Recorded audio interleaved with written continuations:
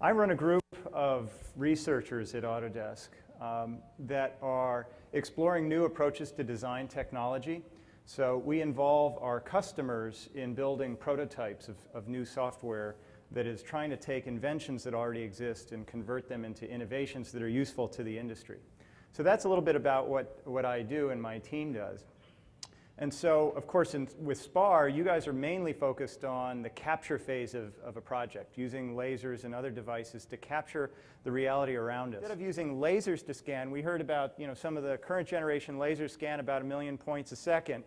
When you're doing live performance, we need to get if you think of a 10 megapixel image, we need to get 10 million points at 120 times a second, okay? A lot more data. And to do that, you're seeing photogrammetry.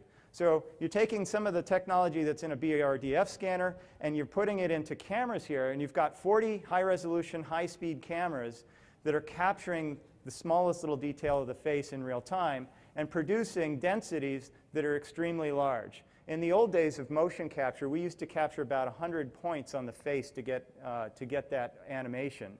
But today, we're able to do hundreds of thousands of points in real time. So think of scanning at a small scale and then bringing that up. So this photogrammetry technology of making three-dimensional models and point clouds just using cameras is something that my research team has been working on. Okay? And I'm going to show you an example of that soon. So we also saw how this is getting democratized down to a very cheap price point using camera technology instead of laser technology with the structured light that's inside of this Connect device. Okay, next step here is to take an ordinary consumer camera. So here we've taken iPhone pictures of a building.